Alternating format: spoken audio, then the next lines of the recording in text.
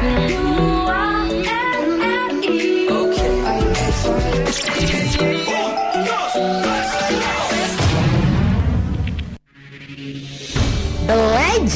di Pro 2 edisi Kelas Inspirasi. Rencanakan masa depanmu di Kelas Inspirasi. Belajar di Pro 2 Kelas Inspirasi.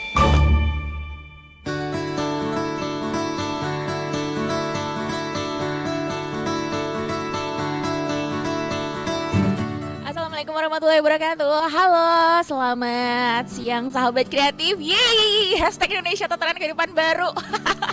Finally, aku bisa menjadi diri sendiri untuk hari ini ya. Secara kita di tatanan kehidupan baru, jadi diri sendiri dan bisa bebas lagi nih menyapa sahabat kreatif dalam program Belajar di Pro 2 sesi kelas inspirasi. Oke. Kok rame banget ya. Dan untuk hari ini kita di hari Senin kembali ya bakal ada salah seorang profesional yang akan memberikan inspirasi untuk kamu pastinya generasi muda yang lagi merencanakan masa depannya. Dan untuk hari ini kita bakal ngobrol dengan narasumber kita yaitu seorang hakim. Nah hati-hati nih ya seorang hakim nih. Seorang hakim yang bekerja sehari-harinya itu di Pengadilan Negeri Muaro Bungo ya. Jadi nanti bakal ada Kakak Rizal Firmansyah SH.MH yang akan memberikan inspirasi untuk kamu semua yang punya cita-cita pengen jadi seorang hakim. Dan kalau kamu penasaran ya seperti apa sih profesi seorang hakim, yuk buruan nanti bisa gabung di via telepon 0711 372 333 atau juga melalui WhatsApp Pro 2 di 0878 9965 0916 dan kamu juga bisa memantau siaran kami melalui YouTube channel di RRI Palembang. Kita bakal streaming juga ya, bakal ada Kakak Rizal Firmansyah. Ini kamu juga bisa berinteraksi langsung, boleh tanya juga via live chat di kelas inspirasi belajar di Pro 2.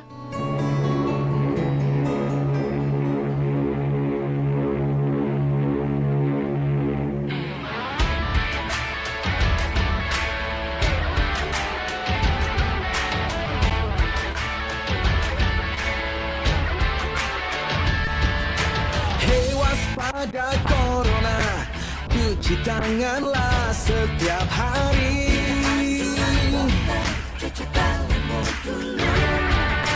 Jaga selalu jarakmu ketika kita berinteraksi.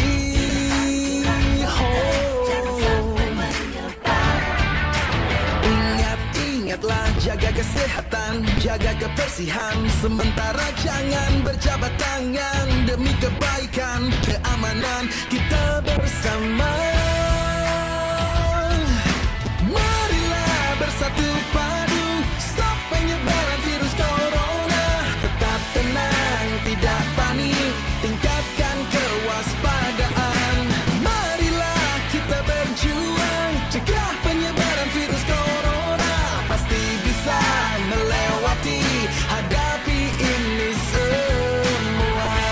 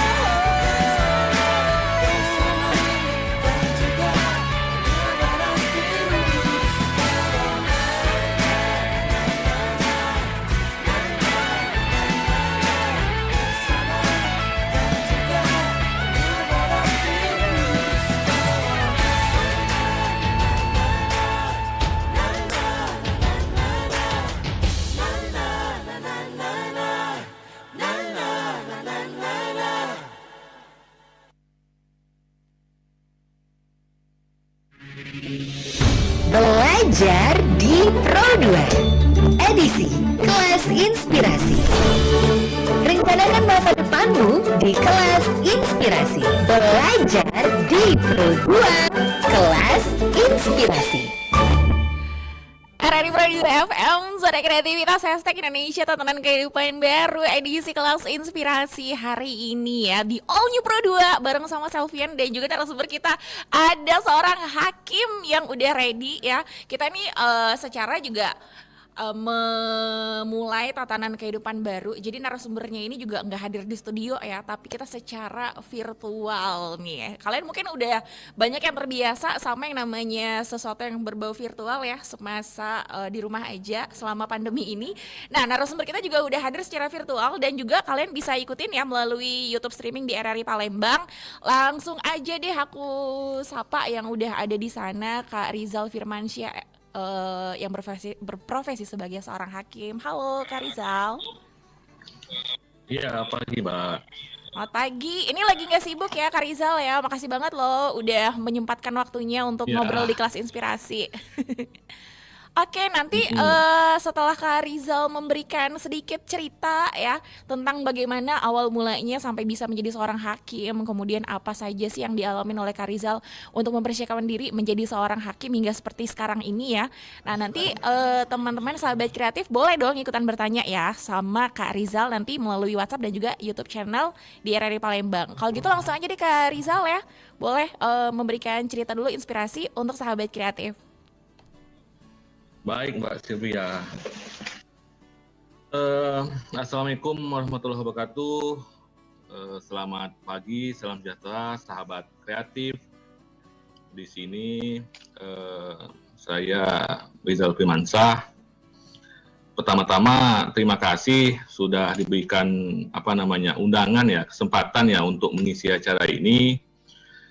Ini adalah merupakan momen yang berharga bagi saya. Untuk sedikit berbagi ya. Jadi saya nanti akan menceritakan saja perjalanan hidup saya saja. Saya tidak akan menceritakan terlalu jauh bagaimana itu profesi hakim itu. Cuman saya hanya akan sekedar berbagi cerita saja sehingga bisa menjadi hakim. Saya sedapat mungkin akan bercerita dengan bahasa yang sedikit awam ya, biar semua adik-adik masyarakat umum ya, sahabat kreatif ya, supaya lebih mengerti apa yang saya ceritakan gitu. Jadi begini, sebenarnya itu hidup ini sebenarnya menurut saya kita harus mengalir saja ya. Dulu pada saat saya SD, SMP, SMA, saya tuh tidak punya cita-cita. Maksudnya ketika ada teman-teman yang lain menanyakan, teman-teman seangkatan lain menanyakan apa cita-citanya, ada yang bilang jadi dokter, jadi tentara, jadi polisi, kemudian jadi misalnya pilot seperti itu. Saya dulu ketika ditanya cita-citanya apa, saya tidak pernah ngomong. Cuman ketika dulu kan sering tuh ada namanya yang di biodata itu, atau di di diadi ya, zaman dulu diadi ya. Karena zaman dulu belum ada medsos ya, belum ada Facebook, belum ada yang lain. Nah, jadi dalam diadi itu cita-cita saya tuh cuman menuliskan supaya menjadi orang yang berguna bagi nusa, bangsa, dan agama. Gitu doang sih sebenarnya cita-cita dulu itu ya. Jadi nggak ada saya nuliskan cita-cita mau ini mau itu, nggak ada. Saya mengalir sajalah apa yang menurut saya yang terbaik itu dilakukan, yaitu saja yang saya lakukan begitu. Itu dulunya ya. Singkat cerita, saya sekolah di SD, SMP, SMA ya. Kemudian singkat cerita itu melanjutkan kuliah. Kuliah pun saya nggak tahu ya dulu waktu itu mau milih jurusan apa ya. Karena ya saya dulu tinggalnya kan karena di desa ya. Jadi di desa tuh perkembangannya lambat, informasinya lambat. Jadi nggak tahu dulu tuh mau kuliah jurusan apa tuh nggak tahu dulu. Ya jadi ikut-ikut saja sih, cuman yang penting pesannya dulu adalah saya tuh hanya orang tua dulu pesan pokoknya kuliah ya begitu. Saya pun kuliah bukan di tempat universitas yang terkemuka ya. Nggak kuliah di tempat-tempat yang populer ya, yang terkenal di Indonesia lah ya. Jadi saya kuliah itu ya di tempat-tempat, maksud saya kuliah itu bukan tempat biasa juga, tapi bukan dari kampus atau universitas yang populer. Singkat cerita, saya dulu kan IPA tuh. Pada saat saya IPA, ketemulah saudara saya. Saudara saya itu bilang, kamu mau kuliah di mana? Saya juga bingung. Cuman dia pada saat itu mengatakan, kamu kuat ngapal atau kuat ngitung? Saya bilang saya lebih kuat ngapal. Lah kenapa dulu masuknya IPA? Itu karena orang tua yang nyuruh, saya bilang gitu aja dulu. Sebenarnya saya lebih senang menghafal ya. Ketika dia bilang saya senang menghafal, ya sudah. Kalau begitu kamu ngambil jurusan sosial aja. Maksudnya jangan ngambil yang jurusan eksakta begitu. Ketika milih kuliah sosial, maksudnya di bidang sosial ya, maksudnya di bidang bukan hafalan ya, bukan hitungan ya, bukan semacam kuliah di teknik atau pokoknya ada hitung-hitungan ada. Nah, jadi akhirnya saya diarahkan ngambil ke jurusan hukum ya. Ngambil jurusan hukum, ya sudah. Kenapa ngambil jurusan hukum? Itu karena negara ini bersendikan hukum ya. Negara Indonesia ini adalah negara hukum, itu kata saudara saya ya. Saya waktu itu kan belum terlalu banyak menguasai lah undang-undang atau pasal-pasal yang mengatur tentang kehidupan bernegara ini ya. Cuman pada saat itu dia bilang bahwa yaitu tadi negara Indonesia ini adalah negara hukum, negara ini bersendikan hukum, jadi apapun perbuatan yang kamu lakukan di negara ini itu pasti ada hukumnya. Nah jadi kamu kuliah di hukum aja. Nah udah. Kuliahlah saya, jadi akhirnya ngambil di Fakultas Hukum ya. Saya kuliah itu di Universitas Muhammadiyah Palembang. Akhirnya saya kuliah di situ. Ya pesan orang tua dulu ya belajar aja rajin-rajin ya. Orang tua pun alhamdulillah tidak menuntut apa-apa. Dia tidak menuntut saya harus bekerja setelah kuliah. Orang tua tidak menuntut itu. Orang tua hanya menuntut bahwa saya supaya mencari ilmu yang sebanyak-banyaknya. Kalau ilmu itu kita dapat sebanyak-banyaknya, ya insya Allah nanti ketika kita sudah selesai kuliah, ya mudah-mudahan ilmu itu nyangkut, ya kita bisa paling tidak berbagi lah. Jadi saya dulu tidak ada berpikiran, oh setelah tamat kuliah saya harus jadi A jadi B, enggak. Yang penting saya kuliah itu ya sudah mencari ilmu sebaik-baiknya. Maka oleh karenanya dulu saya memang kuliah betul. Saya nggak pernah pacaran pada saat kuliah dulu. Jadi karena nggak pernah pacaran ya, jadi nggak boleh pacaran sama orang tua saya dulu karena kalau pacaran nanti nggak selesai kuliahnya. Ya karena kita juga kan belum kerja pada saat itu ya. Jadi bagaimana cara mentaktil cewekmu begitu lah. Jadi ya sudah ya saya memang betul-betul kuliah aja waktu kuliah dulu. Kuliah, ibadah jangan lupa ya seperti itu aja karena target orang tua itu cuma 4 tahun ya. Apalagi biaya, ya walaupun biaya nggak terlalu mahal ya pada saat itu ya, tapi ada biaya kita harus kos, karena saya dulu kan di Bangka ya, jadi saya merantau agak jauh ya, jadi ya nanti kalau kamu nggak selesai kuliah kamu malu pulang kampung gitu, karena di kampung tuh pada saat itu orang kuliah itu saya orang ketiga, bayangkan yang kuliah itu saya orang ketiga saya tidak salah waktu itu ya, jadi bebannya itu cukup berat memang. Karena ketika saya nanti tidak selesai kuliah itu akan buat malu orang tua saya nanti. Begitu ya. Jadi maka saya harus benar-benar kuliah dulu ya. Ya, belajar seperti mana biasa akhirnya selesailah itu 4 tahun ya. Selesai kuliah saya 4 tahun, saya tahun 2002 kemudian tamat 2006. Sudah pulang kampung saya kan. Nah, pulang kampung untuk ngisi-ngisi sela-sela tuh ya ke kebun saya kan. Ya lihat-lihat kebun lah, ya lihat-lihat kebun sawit orang tua ya walaupun tidak banyak adalah sedikit ya kan. Jadi akhirnya ayah saya dan mak saya tuh ngomong ngapain katanya kamu dulu kuliah kok akhirnya kebun. Kamu diomongin-omongin orang tuh. Ya sudah. Akhirnya saya cari kegiatan lah. Saya nyambung S2 dulu. Kebetulan S2 tuh ada beasiswa dulu. Ada beasiswa, saya ikut beasiswa itu, kuliahnya saya di Jakarta pada saat itu. Ya, cuman untuk ngilang malu muka mak saya sama ayah saya aja saya kuliah itu. Kuliahlah saya S2. Jadi belum sempat kuliah S2 tuh ada pula kawan nawarkan jadi tes hakim. Saya bilang sulit kayaknya saya jadi tes hakim itu ya kan. Nggak pede lah saya. Itu saya tes itu bulan-bulan saya tamat kan sudah September tuh. Itu 2006 saya tes itu enggak salah saya bulan Desember enggak salah saya tes pengadilan itu. Jadi itu kawan kuliah yang nawarin. Ya udah. Jadi sebenarnya saya tuh pada saat itu bukan mau tes hakim, cuman nemeni dia aja. Kebetulan dia waktu itu dia cewek, kemudian pada saat itu dia itu belum bisa bawa mobil, sekalian saya ngajarin dia naik mobil lah. Sekalian daftar di pengadilan. Daftar, semua persyaratannya kita siapkan.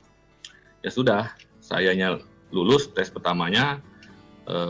Kawan saya itu nggak lulus, nggak enak juga saya sebenarnya ya kan, karena dia yang ngajak. Saya sebenarnya pada situ nggak ada pula mau ke situ.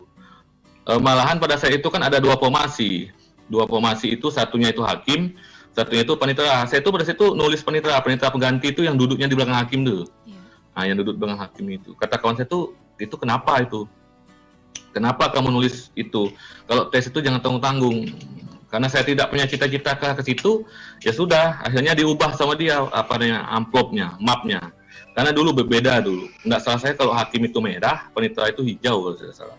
Atau kuning pada saat itu. Hanya diganti semua, lamarannya saya ganti juga. Ya udah, setelah tes akhirnya lulus tahap pertama, tes tertulis. Zaman dulu kan belum seperti sekarang nih. Sekarang ini sistemnya komputer assist test ya, CAT ya. Nah, yang di BKN itu SSCAD itu ya. Nah, jadi sudah tes tahap kedua, tahap pertama lulus, tahap kedua psikologi sama tes wawancara di Mahkamah Agung di Jakarta sana. Jadi ya sudah, saya tes saja di sana kan. Ya, yang belajar yang mana-mana kita tahu saja lah. Nah, tiba-tiba keluar pengumuman. Dah, gitu aja sebenarnya. Jadi nggak terlalu kalau saat jadi hakim itu kan yang penting sarjana hukum, dah itu aja. Saya tidak perlu cerita panjang lebar yang lain, itu nanti tinggal buka aja web Mahkamah Agung. Nanti kalau kita buka web Mahkamah Agung tuh ada nanti di situ apa-apa syaratnya. Yang penting S1. Nah, sekarang ini ada 3 syarat. Untuk tes Mahkamah Agung itu ada 3 syarat ya. Maksudnya ada 3 klasifikasi ya. Pertama itu yang cum laude, kemudian yang kedua itu adalah yang untuk khusus masyarakat Papua, yang satunya umum formasinya, itu saja. Yang cum laude itu di atas 3,50 HPK-nya ya. Nah, itu yang namanya cum laude ya, 3,51 itu cum laude dengan pujian ya. Nah, itu aja sih yang khusus pesertanya. Kalau yang masa-masa lain nanti ikuti saja prosedurnya, karena kalau saya ceritakan itu tak cukup pula waktu 20 menit ya yang diberikan oleh Mbak Sylvia ya. Itu panjang ceritanya kalau saya ceritain panjang tes. Tinggal buka aja web Mahkamah Agung. Nah, itu kemarin terakhir bukaan itu tahun 2019 sepertinya, 2018 dasar saya. Ini karena masalah anggaran saja biasanya Mahkamah Agung tuh hampir tiap tahun buka ya, karena pengadilan di Indonesia ini masih kekurangan tenaga hakim ya. Jadi pantau saja situs mahkamahAgung.go.id. Nanti di situ ada. Yang penting syaratnya sarjana hukum itu aja. Sarjana hukum terserah lah, mau nanti hukum tata negara, hukum pidana, hukum apa, ada yang ilmu hukum juga ya. Kalau yang IAIN atau UIN yang sarjana hukum Islam itu penan agama gitu. Ada juga, tetap di Mahkamah Agung juga tata cara ruangan tetap di Mahkamah Agung juga. Tapi dia nanti kebenaran agama ya. Syaratnya kalau sarjana hukum Islam itu bisa baca kitab kuning. Itu sih syarat ya. Jadi kalau saya sih sebenarnya hidup ini kita mengalir saja lah ya, asalkan kita berbuat baik, walaupun orang tidak berbuat baik sama kita tetap harus berbuat baik. Kalaupun kita tidak ketemu orang baik yang akan menemukan kita. Jadi ya seperti macam saya di acara ini ya, ini saya kan dihubungin sama Mbak Resti ya. Mbak Resti itu kawan kuliah saya. Terakhir tahun 2006 ya. Terakhir 2006 berarti sudah 14 tahun kita tidak komunikasi. Tapi karena mungkin bagi Mbak Esti saya baik, atau saya pun baik sama Mbak Esti, akhirnya ketemu lagi di radio ini ya. Mbak Esti itu sudah tahun 2002 saya kenal dulu, sebelum di TPO itu dia di Elita FM dia dulu. Jadi saya mengikuti lah apa Mbak Esti itu sudah lama dia jadi penyiar. Jadi semua itu sebenarnya pilihan hidup masing-masing ya.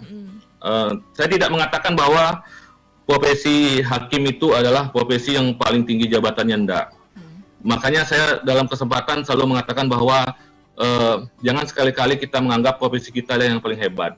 Semua orang ketika menjalankan pekerjaannya, selama itu berguna bagi nusa dan bangsa, saya pikir itu adalah profesi terbaik. Jangankan kita manusia yang punya jabatan, punya profesi. Sampah aja bisa berguna bagi kehidupan ya. Jadi apalagi manusia ya. Jadi selama itu berguna bagi nusa, bangsa, dan agama, saya pikir kita jangan mengagung-agungkan lah bahwa seolah-olah profesi kita yang paling banyak resikonya, profesi kita yang paling bagus. Enggak. Pokoknya jalankan sajalah semampu kita ya. Ya. Cuman bila tertarik ya, kalau hakim ya, ini supaya sahabat kreatif tertarik ya. Apalagi ya mohon maaf ya, macam saya ya. Itu kalau tamat S1 sarjana hukum, kita sudah jadi hakim, itu gaji pertama kita itu di kisaran 13 juta. Wow. Lumayan lah ya. Nah, itu aja lah yang mungkin bisa menarik ya. Bisa menarik sahabat kreatif ya kalau mau jadi hakim ya. Jadi kita 1 bulan itu, karena kita sekarang sudah agak enak ya. Misalnya sudah transportasi kita dibayar, tunjangan perumahan sudah ada ya. Tunjangan hakim pun sudah ada ya. Jadi karena hakim ini adalah pejabat negara ya. Jadi ya paling tidak gajinya ya harus di atas sedikit lah dari pegawai negeri ASN ya. Jadi itu sekitar 12-13 lah. Kalau nanti jadi ketua pengadilan itu bisa 20-an. Kalau jadi hakim tinggi itu bisa 40-an. Kalau hakim agung itu bisa 100-an gajinya. Itu kalau bisa masalah gaji. Itu aja sih yang mudah-mudahan sahabat kreatif tertarik jadi hakim ya. Cuman jangan dipaksakan juga harus lulus jadi hakim ya. Karena kalau semuanya jadi hakim, siapa pula jadi pengacaranya, siapa pula jadi jaksanya. Tapi jangan begitu, juga ya. jadi terdakwanya gitu ya. Oh ya, itu jangan sampai jadi terdakwanya. Ya betul itu Mbak Sylvia ya, begitu. Ya seperti itu sih sebenarnya kalau jadi hakim ya. Saya tidak ngomong ini adalah profesi yang menjanjikan, enggak ada pula profesi itu menjanjikan. Yang namanya profesi itu kan seharusnya itu mengutamakan jasa ya. Saya pernah belajar etika dan profesi dan filsafat hukum tuh sama orang tuanya Mbak Eci ya. Itu dosen saya ya. Dia berkata bahwa yang membedakan profesi dengan pekerjaan yang lain itu adalah profesi itu mengutamakan jasa daripada upah. Maka ketika kita datang ke dokter, kita tidak nanya, ini biayanya berapa, enggak. Langsung aja periksa ke dokter, dicek-cek, ini sakitnya. Baru kemudian nanti. Itulah yang membedakan profesi dengan bukan profesi ya. Profesi itu mengutamakan pelayanan atau jasa dibandingkan upah. Itu yang saya ingat dari dosen saya dulu. Itu orang tuanya Mbak Esti, itu dosen saya juga dulu ya. Nah, jadi itu sih sebenarnya Mbak Sylvia ya. Tapi kalau masih ada waktu ya saya bisa juga sih lama-lama cerita. Cuman itulah cerita singkatnya seperti itu lah ya. Oke, nanti ceritanya mungkin sembari menjawab pertanyaan juga ya. Karena melalui media sosial Pro2 juga ini udah ada beberapa pertanyaan yang masuk ya. Untuk Kak Rizal, kita panggilnya kakak aja, biar awet muda. Iya, nggak apa-apa. Teman-teman sahabat kreatif ini juga yang mungkin baru aja ikutan gabung dengerin kelas inspirasi ya di Pro2 FM. Kalian bisa ikutan telepon langsung di 0711 372 333 atau melalui via WhatsApp aja di 087899650916. Kita bakal balik lagi ya pastinya untuk ngebacain pertanyaan via YouTube channel di RRI Palembang. Kamu kalau pengen ikutan gabung juga boleh banget, silakan aja. Kita bakal kembali masih di kelas inspirasi belajar di Pro2. Kamu sedang mendengarkan Pro2 FM. Suara kreativitas.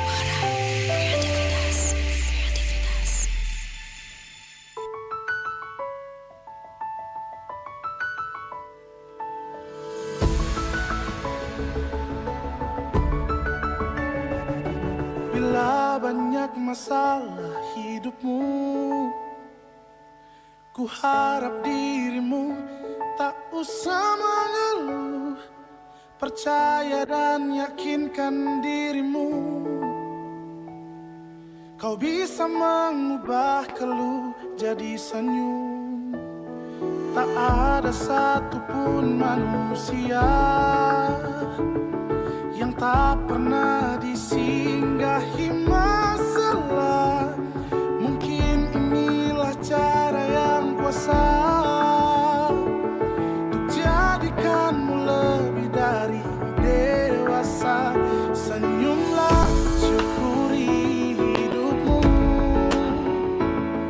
tunjukkan pada dunia bahwa kau mampu. Masih banyak yang lebih susah hidupnya. Senyumlah, syukuri hidupmu.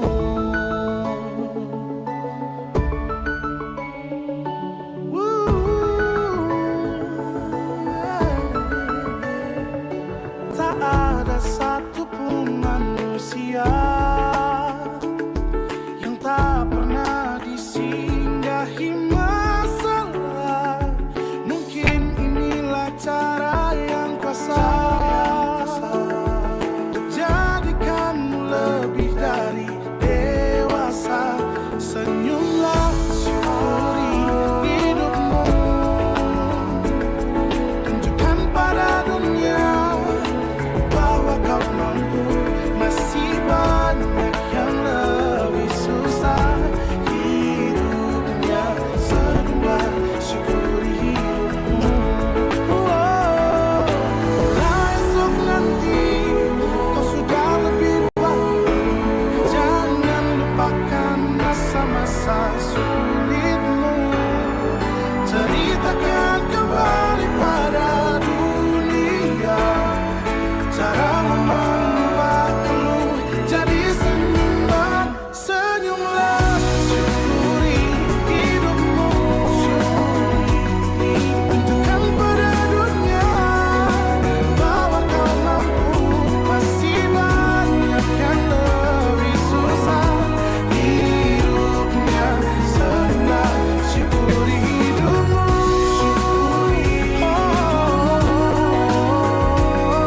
tunjukkan pada dunia kau mampu. Masih banyak yang lebih susah hidupnya. Senyumlah, syukuri hidupmu, syukuri hidupmu. Senyumlah, syukuri hidupmu.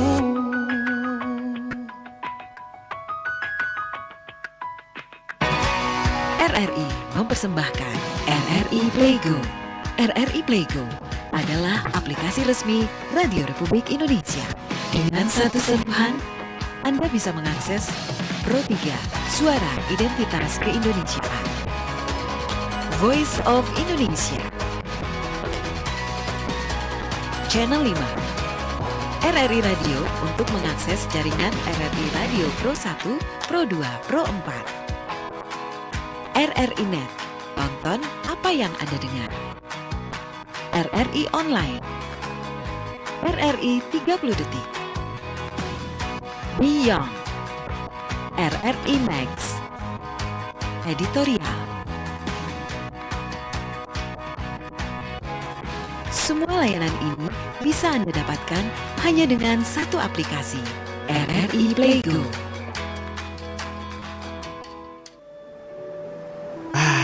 Filmnya udah mulai nih.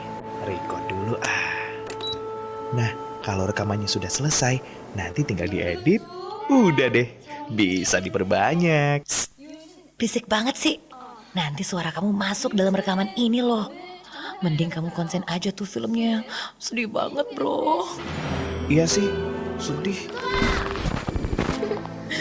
Tapi aku yang lebih sedih lagi. Loh, kok pemain filmnya kayak ngomong sama kita berdua ya bro? Iya, aku memang lagi ngomong sama kalian berdua.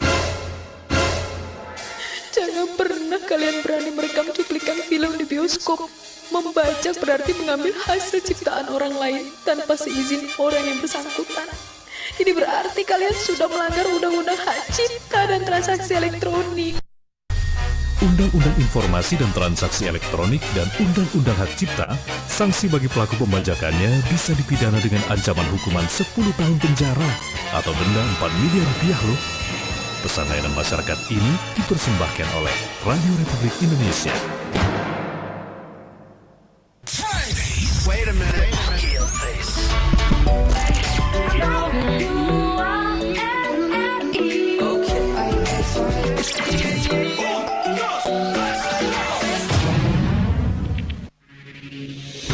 Belajar di Pro 2 edisi Kelas Inspirasi. Rencanakan masa depanmu di Kelas Inspirasi. Belajar di Pro 2 Kelas Inspirasi.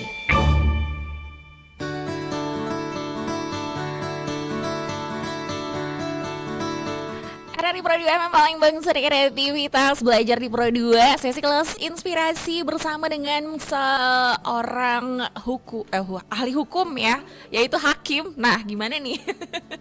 Udah ada Kak Rizal Firmansyah tadi udah bercerita kisah ya, bagaimana dulu Kak Rizal itu bisa sampai pada titik yang saat ini ya. Jadi sebenarnya kalau kata Kak Rizal tadi, hidup tuh mengalir aja, tapi bukan berarti kita tuh pasrah sama nasib juga, karena ada usaha juga ya yang dilakukan oleh Kak Rizal ini hingga sampai bisa menjadi seorang hakim. Nah, sekarang saatnya nih buat sahabat kreatif ikutan bertanya untuk via teleponnya di 0711 372 333 dan WhatsApp di 0878 9905 0916 dan via streaming di YouTube channel RRI Palembang. Itu langsung aja deh. Ini udah ada dari Pengadilan Negeri Muaro Bungo nih Kak, katanya mantap. Kayaknya lagi pada ikutan juga nih ya, mendengarkan ya. Hakim kebanggaannya juga lagi pada siaran ya sekarang nih. Terus juga ada Rudi, katanya salam awam bicara hukum. Kayaknya kenal nih Kak Rizal nih ya. Itu editor saya, kebetulan kita juga punya channel Awam Bicara Hukum. Oke, Awam Bicara di Hukum YouTube. ya. Ya. Terus aku langsung aja ke pertanyaan dulu ya Kak Rizal ya. Nanti sambil berjalan kalau ada yang disampaikan oleh Kak Rizal boleh ditambahin lagi nih ya. Nah, nih katanya selamat pagi Pak Hakim, boleh cerita nggak kasus terberat apa yang pernah kakak pegang di meja sidang? Waduh, kayak penasaran nih. Kasus terberat mungkin nggak usah terlalu spesifik banget kali ya, tapi mungkin ya kasus kriminal atau mungkin kasus ya korupsi mungkin pernah ditanganin. Kalau kasus terberat itu bagi saya sejauh ini tidak ada sih. Sebenarnya bukan kasusnya yang berat sebenarnya ya. Tapi? Kalau bagi saya itu walaupun itu pembunuhan, sudah pernah menangani pembunuhan, sudah menangani perkara lain, sebenarnya bukan masalah berat atau tidak satu kasus ya. Sebenarnya yang sulit itu adalah dalam hal penjatuhan putusannya ya. Jadi kalau ditanya apa yang berat, saya pikir selama dari tahun 2011 ya, 2007 di pengadilan, dari 2011, alhamdulillah saya belum pernah nangani yang berat-berat Mbak. Jadi begitu ya sahabat kreatif ya. Jadi intinya itu sebenarnya bukan masalah berat tidak kasusnya, tapi dalam hal menjatuhkan putusan itu. Itu aja sih. Misalnya ada perkara pembunuhan nih, ini kira-kira berapa yang cocok kalau dia terbukti ya. Kemudian misalnya ini ternyata dia ini nggak terbukti, tapi kok dituntut tinggi sama Pak Jaksanya. Nah, akhirnya kan begitu tuh. Itu aja sih. Kalau dalam kasus berat, saya pikir nggak ada kasus yang berat yang kita hadapi ya, karena itu sudah risiko kita ya. Saya nggak akan menceritakan kasus apa yang berat, nanti nggak mau boleh jadi hakim nanti kalau kasusnya berat. Nanti nggak mau, udah takut duluan ya. Ya, saya ceritanya enak-enak aja lah. Yang enak-enaknya aja. Kalau yang nggak enaknya nanti ketika kalian udah jadi hakim baru deh rasain sendiri ya. Iya begitu Mbak. Kita lanjut lagi nih pertanyaannya. Halo Pro 2. Oke, halo juga. Aku penasaran apakah ada syarat khusus untuk menjadi seorang hakim? Karena pasti tidak sembarang orang ini bisa mengemban tugas yang berat ya seperti seorang hakim. Oke.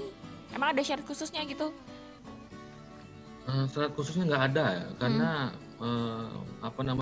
saya lihat di Hakim Mahkamah Agung. Ya paling kalau syarat khususnya sih, kalau sekarang tinggi memang ada ya, tinggi badan minimal ya. Itu nggak salah saya 160 mungkin ya untuk cowok ya. Tapi saya udah lupa ya.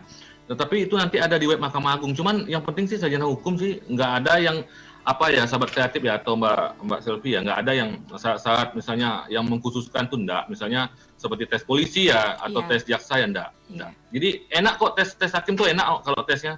Enggak, itu kita enak, makan enak, apa enak, semuanya enak. Diajarin semua. Nanti pas diklat itu kan 2 tahun tuh diklatnya tuh. Mm-mm. Nah, diklatnya 2 tahun itu kita diajarin berbagai macam lah, diajarin table manner, diajarin gini-gini. Pokoknya enak lah. Tuh, Jamin enak. enak lah pokoknya ya jadi hakim ya. Enak. Iya, ya. Nah, ini enak nggak nih kira-kira nih ya, kalau udah dikasih pertanyaan seperti ini nih Pak Hakim. Hukum itu kan Nah, dibilang ya. tajam ke bawah, ya hukum itu kan dibilang tajam ke bawah, tumpul ke atas. Nah, gimana nih opini Bang Rizal nih ya? Terus apakah ada intervensi dari pihak lain ketika hakim mengambil keputusan? Ya. Memang keadilan itu apa ya? Sebenarnya sulit ya. Panjang kita cerita masa keadilan. Sebenarnya jangankan sama manusia ya. Kadang-kadang kita manusia saja sering tuh ngomong, Tuhan ini kok nggak adil ya. Saya udah kerja gini-gini tapi kok Tuhan ini nggak ngasih saya rezeki misalnya. Saya sudah cukup berdoa, saya sudah cukup berusaha. Manusia pun kadang-kadang mengeluh sama Tuhannya. Apalagi cuma sama manusia, sesama manusia kan begitu. Jadi sebenarnya hakim itu atau dalam dunia peradilan itu kita tuh bukan hanya ya, memang sedapat mungkin tujuan hukum itu kan mencapai keadilan tuh. Jadi apa namanya? Tapi yang pasti bahwa keadilan itu kita hanya ditugaskan, yang paling utama itu adalah hukum itu dibuat itu untuk menjaga ketertiban saja sebenarnya. Supaya menjaga ketertiban, maka itu kalau masalah tumpul ke bawah, semacam dua sisi mata pisau ya. Tumpul ke atas, tajam ke bawah ya. Memang itu apa namanya, idiom lama ya memang ya, idiom lama memang itu ucap. Ketika kita sudah tahu bahwa itu tuh tajam ke bawah, tentu kita sebagai masyarakat biasa, masyarakat awam ya, janganlah berbuat pidana. Itu aja sih kuncinya. Tak mungkin polisi nangkap nih orang nih dalam arti kan tumpul ke bawah nih karena masyarakatnya ya, misalnya ekonominya, misalnya seperti itu ya. Tiba-tiba dia melakukan tindak pidana dihukum berat, sedangkan yang orang kaya dihukum ringan, kan begitu tuh maksud tumpul ke atas, tajam ke bawah tuh begitu. Ya sudah, kita sebagai orang yang biasa saja ini tidak usah melakukan aneh-aneh, jangan mencuri, jangan membunuh, jangan memperkosa, jangan memukul orang. Itu takkan terjadi tumpul ke bawah seperti itu kan. Sama kayak ceritanya kayak gini ya Kak, karena pernah kayak ada kasus misalnya seorang nenek-nenek didakwa karena mencuri singkong. Nah bukan karena kemudian ada yang bilang kayak gini, nah masa cuma mencuri singkong aja didakwa sih? Tapi karena emang dia ya melakukan satu pencurian seperti, dan itu ada dalam undang-undang ya Kak Rizal ya. Oleh karena itu tadi ditekankan sama Kak Rizal, bukan masalah tajam ke bawah. Untuk oleh karena itu memang kita ya alangkah baiknya tidak melakukan hal-hal yang bertentangan dengan hukum ya Kak Rizal ya. Iya, sesimpel itu. Sesimpel itu Mbak Sylvia. Artinya tak mungkin polisi mau nangkap kita kalau kita tidak melakukan tindak pidana. Sesimpel itu sebenarnya. Di negara hukum itu sesimpel itu sebenarnya. Ya sudah, kita menyadari nih kita orang lemah, ya udah jangan berbuat tindak pidana lah. Ya kalau kita baik-baik, ya saya sudah di awal ngomong sedapat mungkin ketika kita hidup di negara ini jadilah orang baik. Orang baik itu adalah kalau orang Islam tentu orang yang beriman, kan begitu. Intinya di situ sih sebenarnya. Jadi kita tidak usah membahas yang jauh-jauh. Kita bahas yang ringan-ringan, ya udah jangan berbuat kejahatan, dah cukup. Kalau masalah intervensi tadi itu pasti ada ya. Intervensi itu pasti ada. Itu tinggal kita pintar kita menyikapi suatu atau keadaan itu ya. Kalau masalah intervensi tadi ya. Tapi kita harus tetap tidak boleh imparsial, kita harus tetap adil. Si A haknya, si B kewajibannya tetap harus dibagi rata. Begitu sih Mbak. Oke, sama kayak simbol kalau di pengadilan itu kan timbangan ya. Jadi kanan kiri itu harus seimbang ya. Jadi nggak boleh berat sebelah. Harus seimbang. Ya, itu teorinya. Semoga saja prakteknya seperti itu juga. Amin. Oke, lanjut lagi Kak Rizal. Ini ada yang bertanya, Pak Hakim. Nah, Pak Hakim pernah ada pengalaman nggak lagi menangani suatu kasus terus diteror nih seseorang yang tidak bertanggung jawab? Waduh, ini agak-agak serem nih. Ini harus jawab jujur atau harus jawab enggak jujur? Kayaknya jujur aja deh. Kalau Soalnya dari tadi kan mungkin Karisal ceritanya tuh yang enak-enaknya aja nih. Nah ini, Senang ya. ini mungkin salah satu yang gak enaknya nih. Kalau teror ya itu apa namanya? Kalau menurut saya teror yang saya alami sendiri ya itu ada. Itu rumah saya tuh dipecahin kacanya seperti itu. Tapi ya yang saya bilang tadi itu apa ya? Itu nasib saya yang apes ya. Kan gitu kan. Buktinya kan tak semua pula rumah hakim tuh dilempari sama kaca kan gitu tuh. Jadi saya pikir itu mungkin orang gila aja dah yang lempar rumah gitu aja sih sebenarnya. Tapi kalau semua hakim itu diteror, dipecahin kacanya, ya itu mungkin ya apa ya. Ini kan rumah saya ya memang pernah dipecahin kaca ya waktu itu ya. Jendela kaca itu ada 2 yang pecah, yang belakang juga ada yang pecah. Tapi saya selalu berpikir positif itu. Saya pikir orang yang mungkin pada saat itu tidak waras, maksudnya orang gila lagi lewat mungkin ngelempar gitu aja sih. Malah ini juga sebenarnya berpikir positif aja. Malah ini juga sebenarnya malah jadi motivasi Kak Rizal sebagai seorang hakim ketika menangani sebuah kasus untuk mengambil keputusan yang memang seadil-adilnya ya. Iya, tapi sebenarnya itu tadi adil itu hanya milik Allah. Kami hanya berusaha, saya hanya berusaha semaksimal mungkin lah ya, untuk berbuat adil ya. Oke, karena sekali lagi kesempurnaan itu bukan milik manusia, Kak Rizal. Waduh. Ya. Oke. Itu hanya milik Tuhan dan under the backbone. Under the backbone, sempurna gitu. Ya. Nah itu kan, nah itulah Mbak.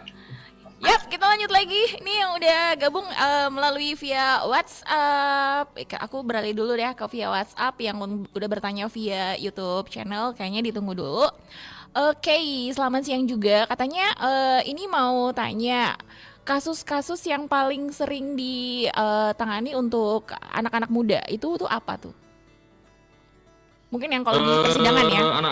Anak-anak muda ya, ya begitu ya Mbak Sofi ya. Iya.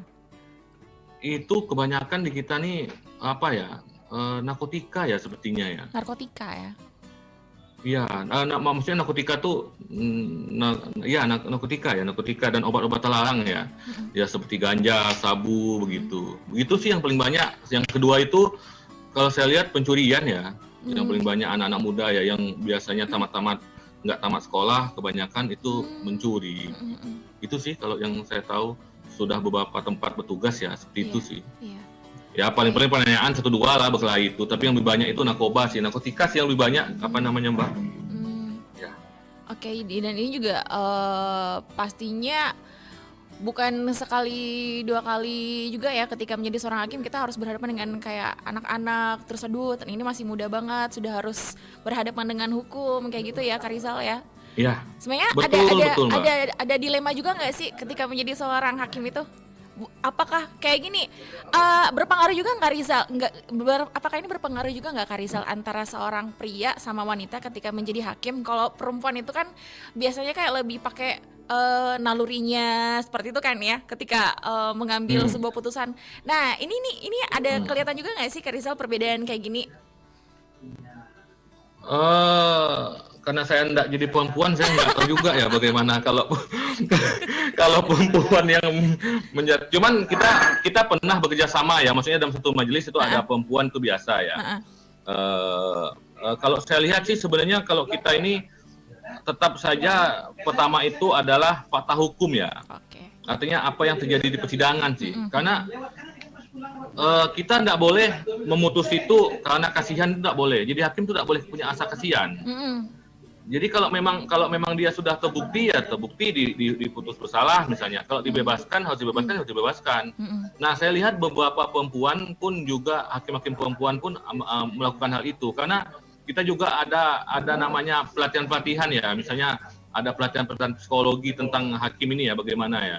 Ya yang pasti itu tuh selalu dikesampingkan. Nah, ya, memang secara kodrat tetap pasti ada ya. Cuman itu tadi tetap saja kita berlandaskan fakta-fakta hukum dan alat-alat bukti yang ada di persidangan. Itu sih poin utamanya sih. Kalau itu tuh cuman paling-paling bumbu-bumbunya aja gitu. Misalnya kasihan lah dia nih kalau dihukum jangan tahu tinggi deh, agak diringan sedikit karena dia anaknya banyak gitu-gitu sih Mbak paling-paling gitu ya. Oke, tetap kembali lagi ya, fakta, bukti itu semua yang berbicara. Jadi bukan pakai Iya, iya, iya. perasaan ya. Jadi hakim Iya. itu nggak boleh baper. Jadi kalau misalnya Nggak boleh. nggak boleh baper ya. Gini Mbak Silva, jangankan baper loh. Hakim itu pada saat marah itu nggak boleh sidang loh Mbak. Oh, jadi apa kondisi emosionalnya juga itu mempengaruhi ya?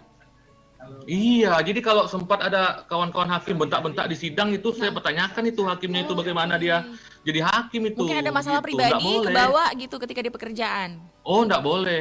Ketika dia marah, maka putusannya itu jangankan adil. Putusan yang dijatuhkan itu adalah putusan setan itu, Mbak. Putusan hantu, Mbak.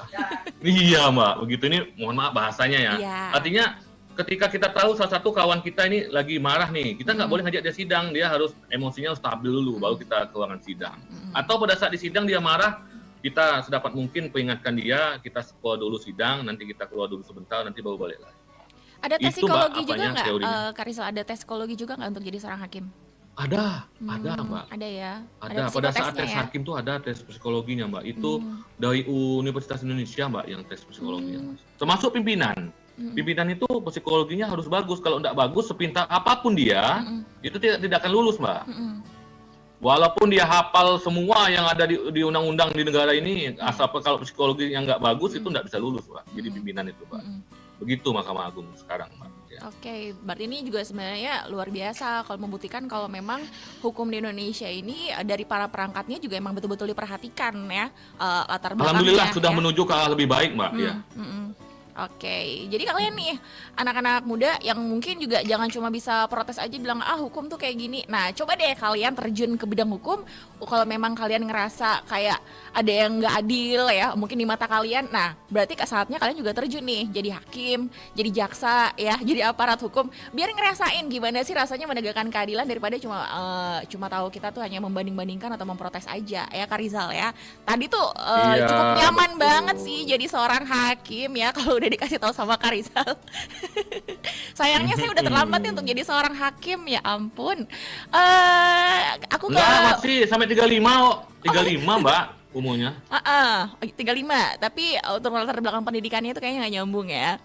Kita ke pertanyaan dulu nih Oh, untuk via YouTube Ya. channel. Bang Rizal, jadi hakim kan terkadang suka dapat teror dan ancaman dari pihak yang merasa dirugikan. Pengalaman pribadi Bang Rizal pernah gitu nggak Bang? Bagaimana menghadapinya? Kayaknya udah dijawab ya tadi ya. Iya, Oke. itu nggak perlu dihadapi itu. Itu kalau dihadapi pun ya dengan senyuman aja. Dengan senyuman. Begitu aja Mbak. Ya, Karena sebenarnya juga sudah jadi resiko dari pekerjaan juga sih ya. Ya walaupun itu ulah itu dari yang saya bilang orang-orang sejak yang awal. Mm-mm. Jangan menganggap, kadang-kadang ada nih profesi tertentu nih menganggap dirinya bahwa dia yang punya risiko paling tinggi, nyawanya paling terancam. Itu jangan sekali-kali cerita itu. Karena setiap profesi itu punya risiko masing-masing. Iya. Itu nggak usah jauh-jauh Mbak, yang profesi sebagai penyiar radio nih. Kalau ada yang nggak senang kan bisa juga terjadi apa-apa Mbak. Iya, ada yang punya fans yang kemudian fanatik banget ya, diikutin kemana-mana. Nah. Itu juga ada tuh. Iya, nah itu loh Mbak maksud saya loh. Jadi setiap apalagi ini mohon maaf ya, mudah-mudahan nggak ada pula yang psikopat ya. Iya, Psikopat Mbak, Nah. itu kan bahaya Mbak. Tetap ada Gitu yang loh, Mbak. namanya resiko ya. Iya, tetap ada risiko masing-masing. Begitu. Ini ada Zahid. Zahid, salam awam bicara hukum. Waduh, ini kayaknya dari Iya. komunitas ya, Kak Rizal ya.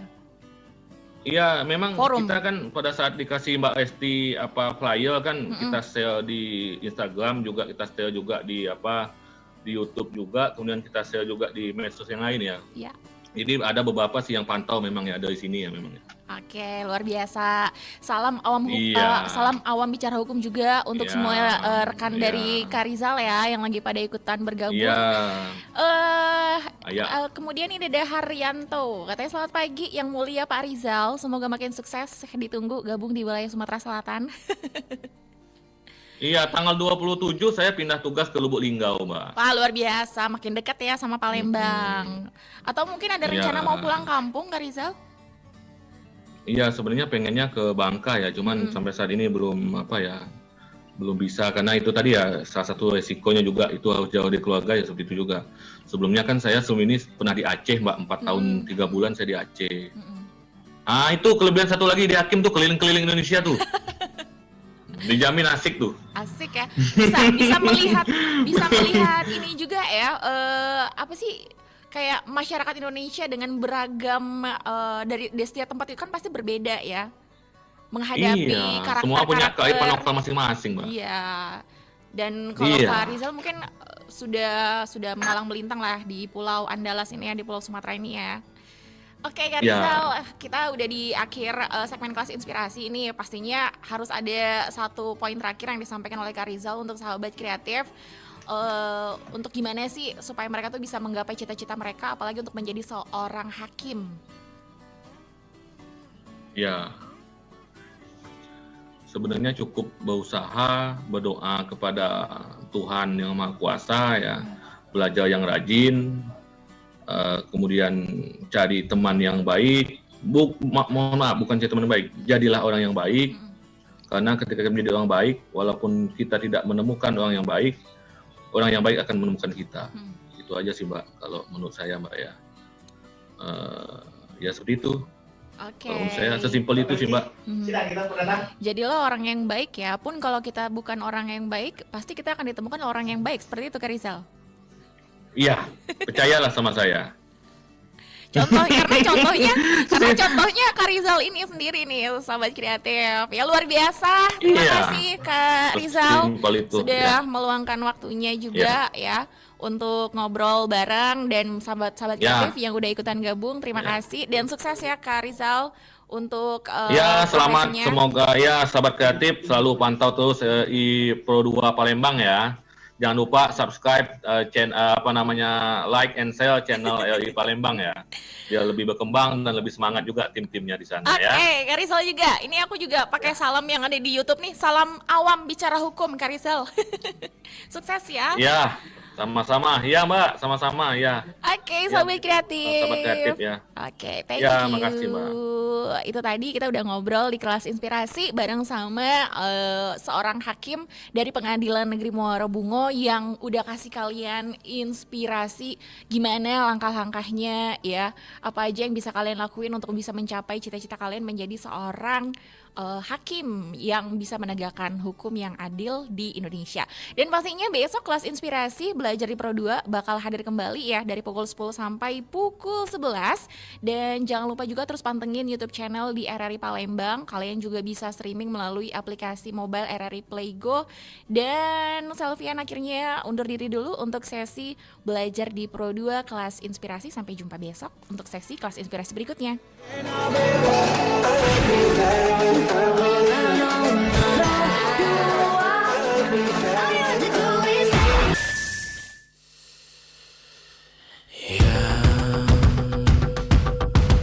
Tak bisa terobati,